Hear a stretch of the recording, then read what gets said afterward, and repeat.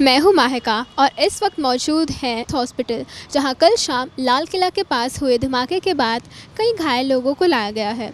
फिलहाल हॉस्पिटल के अंदर पुलिस और सिक्योरिटी एजेंसीज मौजूद है और इन्वेस्टिगेशन जारी है। हम यहां पर कुछ आई विटनेस और डॉक्टर से बात करने आए हैं ताकि आप तक ग्राउंड सिचुएशन पहुंची जा सके।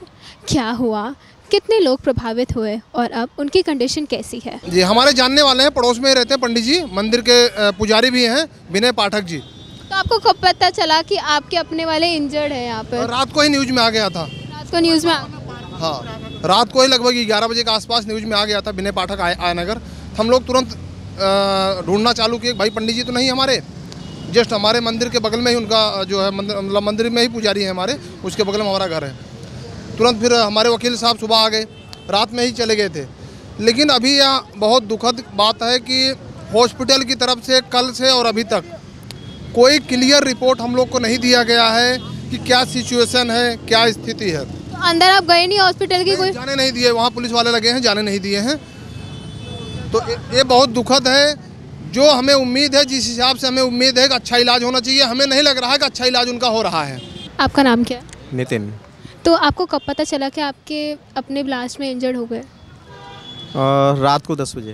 रात को 10 बजे पता चला। तो आज हॉस्पिटल पहुंचने के बाद क्या सिचुएशन आपने कुछ देखी? रात को आए थे तो उस समय तो मिलने नहीं दिया था, लेकिन एक्सरे रूम में हमने विज़िट किया तो काफ़ी चोटें थी उसको।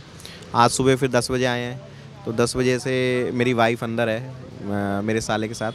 तो चोटें काफ़ी हैं, रीढ़ की हड्डी में चोट है, सीधे हाथ में फ्रैक्चर है, नाक में फ्रैक्चर है, चेहरा पूरा जख्मी है उसका, और बाल भी जल गए हैं, और खड़ा होना मुश्किल हो रहा है, बोलना भी मुश्किल हो रहा है, मेमोरी लॉस हो गया है, उसको याद नहीं है रह रहा है, सुनाई भी कम दे रहा है।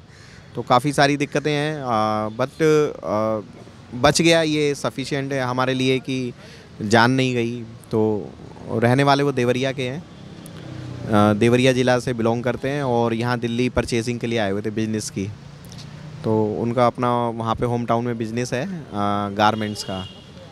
तो दिल्ली में परसों सुबह आए थे, परचेजिंग करी उन्होंने, फिर चांदनी चौक में थोड़ा शॉपिंग करने गए थे। तो शॉपिंग के दौरान ही पता चला यहाँ कार का विस्फोट हो गया है, और फिर रात को 10 बजे पता चला कि वो भी वहीं थे। तो ये सब 10 बजे हुआ? नहीं, विस्फोट तो 7 पौने 7 बजे करीब हुआ, लेकिन हमें 10 बजे पता चला है। तो अब 10 बजे ही यहाँ हॉस्पिटल आए। फिर इधर कौन है अंदर? हमारा दोस्त है। आपका दोस्त है? तो आपको कब पता चला कि आपका दोस्त इधर भर्ती था? 200-300 मीटर दूरी पे था, तभी धमाका हुआ। तो मैं रूम में थे कमरे के अंदर, तो वहाँ से पता चल गया। जो मैंने सोचा कोई गाड़ी उड़ी का टायर फटा, फिर थोड़ा देर में मालूम हो रहा जब बम फटा। ढेर एम्बुलेंस, पुलिस ये सब आया, रोड को जाम बंद कर दिया, उधर का लाल किला बंद हो गया। फिर मैं थोड़ा देर में देखने आया, तो वहाँ तब तक मैं ख़त्म हो गया। जो परसेंट था उठा के ले गया, मैं 1 घंटे के बाद आया। तो जैसे कि आपको लगता है कि ये सब गवर्नमेंट के सिक्योरिटी फेलियर की वजह से हुआ है? हाँ, सिक्योरिटी कुछ नहीं रहते, कहीं नहीं, कुछ नहीं रहते। सिक्योरिटी रहना चाहिए, सिक्योरिटी की कमी होने के चक्कर में तो ये सब होता है। तो आपका जो अंदर है, इनका कोई ऑपरेशन, कोई इलाज चल रहा है अभी? इलाज तो कल ही इसको प्राइवेट से करवाए थे, 12 टका लगवाए थे। आज जो इसको इसमें दिखाए, एक्सरे करके जो देख लेते कोई चीज़ का प्रॉब्लम तो नहीं रह गया, कुछ अंदर में तो बारूद तो नहीं रह गया, इसलिए यहाँ लाया गया उसको। एक्सरे हो गया, एक आदमी साथ गया। आपका नाम क्या है? राजेश तिवारी। तो आप जब हॉस्पिटल में पहुंचे तो आपके पेशेंट की कंडीशंस कैसी थी? नहीं, मेरी कंडीशन बहुत ही क्रिटिकल है। उसका आंत जो है वो बाहर है, उसका आपका ऊपर से लेकर के नीचे तक पैर कट गया है, हाथ कट गया है मेरा जो बम ब्लास्ट में है।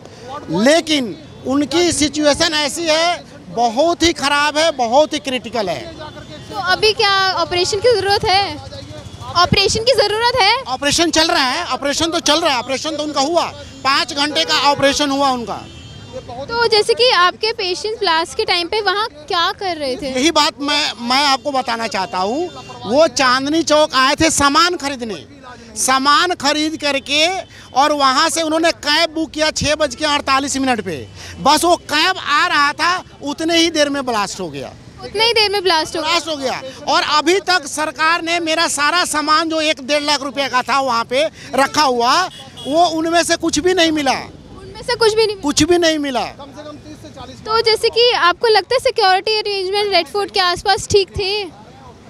ठीक ही नहीं बल्कि बिल्कुल भी ठीक नहीं है। आप लोग भी यहाँ से हट जाओ।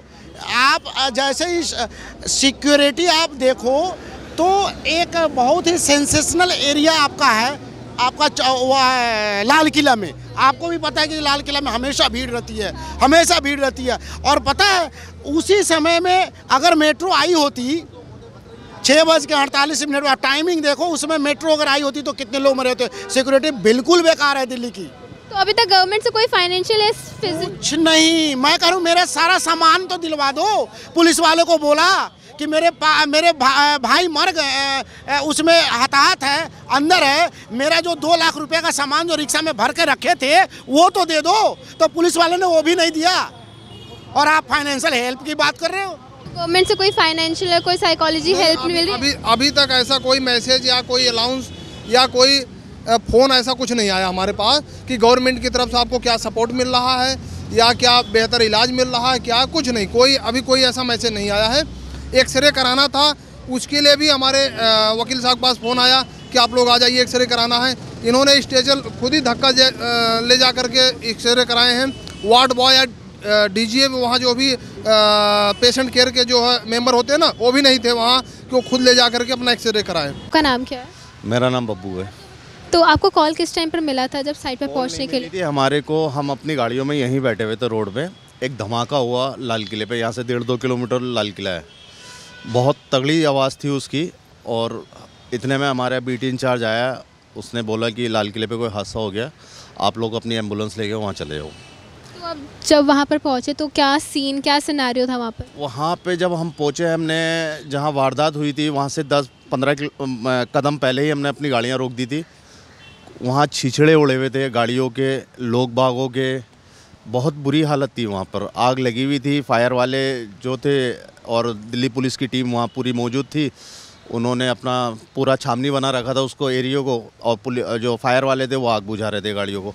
फिर हमने कुछ गाड़ियों के ऊपर डेड बॉडी थी, कुछ ज़मीन पे थी फटी हुई, किसी की टांग नहीं थी, किसी का हाथ नहीं था। वहाँ से हम 3 डेड बॉडियाँ और एक जिंदा आदमी लेकर आए थे। तो वहाँ पे बिल्कुल पैनिक सिचुएशन थी और ज़्यादातर आपने इंजर्ड लोगों को ही उठाया जा। हाँ। तो सबसे पहले जब आप इधर आए तो आपको कोई क्राउड वाउड तो नहीं मिला ट्रैफिक का? सारा रास्ता हमारे लिए, हम जब यहाँ से 8 गाड़ियाँ एक साथ गई थी उसी टाइम उन्हें पता लगा कि ये एम्बुलेंसें वहीं जा रही हैं लाल किले पे, तो सारा रास्ता आने में और जाने में क्लियर कर दिया था पुलिस वाले। ऐसी सिचुएशन में आपको इमोशनली कैसा लगता है जब उनको देखकर? ऐसा मंजर तो पहली दफ़ा देखा है हमने। मेरे को भी 15-20 साल हो गए इस लाइन के अंदर, कभी ऐसी डेड बॉडियाँ नहीं देखी हमने। कभी ऐसे पहले एनकाउंटर नहीं करा? ऐसा नहीं हुआ कभी। रोड हादसे भी बहुत देखे, इस तरीके से नहीं थे कि वहाँ पर कुछ लोगों के सर गायब थे, किसी का हाथ गायब था, ये पेट की आते सारी रोड पे पड़ी थी। इतना मंजर देख के आदमी, कोई लड़की या लेडीज़ कोई जो होता ना तो बेहोश हो जाती। तो आप क्या मैसेज देना चाहेंगे लोगों को इमरजेंसी के टाइम पर? हम तो यही कहना चाहेंगे कि जो वहाँ लोग थे वो मतलब दिल्ली पुलिस के ही थे, बाकी और भी उन्होंने मदद करी है। और ऐसा हादसा जहाँ भी हो, लोग बाग अपनी मदद करें दूसरों के लिए, और भी जिससे भी जितनी मदद हो सके वो अपनी अपनी मदद करें। मेरा नाम सतीश चंद्र बोस है। तो आपको कब पता चला कि आपका जो अपना था वो इधर है? हमको मालूम पड़ा, हमको तो फ़ोन आया था, भाई ऐसी बात है, पार्किंग लगाते हमारे भाई, तो किन के हादसा हुआ। हाँ हादसा हुआ, तो हमने प्राइवेट इलाज कराया, हमने 12 टाँके आए थे। तो सुबह हम लेके आए थे, सुबह मन में सोचा मैंने अक्सर वगैरह करा लें, फिर कोई दिक्कत नहीं आनी चाहिए, इसीलिए लेके आए।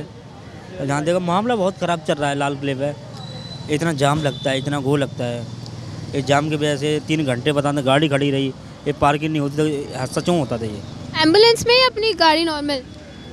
हम तो अपनी बैटरी रिक्शा लेके आए, अपने भाई को बैटरी रिक्शे में लेके आए। तो आपके लिए रोड पर ट्रैफिक था? अभी कोई ट्रैफिक नहीं था, रोड पर जाम बहुत लगता है। तो आप जब हॉस्पिटल के अंदर गए तो सिचुएशन कैसी थी? अंदर ठीक था, कोई दिक्कत नहीं है। टाँके भरवा दिए, अपने प्राइवेट इलाज कराया था। हम तो यहाँ से लेके प्राइवेट ले गए थे अपने भाई को, यहाँ इलाज कराया था। आपको लगता क्या है कि ये सब गवर्नमेंट की सिक्योरिटी फेलियर की वजह से हुआ? सिक्योरिटी पर ऐसे और हुआ है, सिक्योरिटी तो ऐसे थ्रू होता। फिलहाल इतना ही। धमाके के बाद पूरी दिल्ली में सिक्योरिटी बढ़ा दी गई है और जांच जारी है। हम आपको इस मामले की हर अपडेट पहुंचाते रहेंगे। मैं माहिका, कैमरा पर्सन विपुल के साथ भारती नेटवर्क से।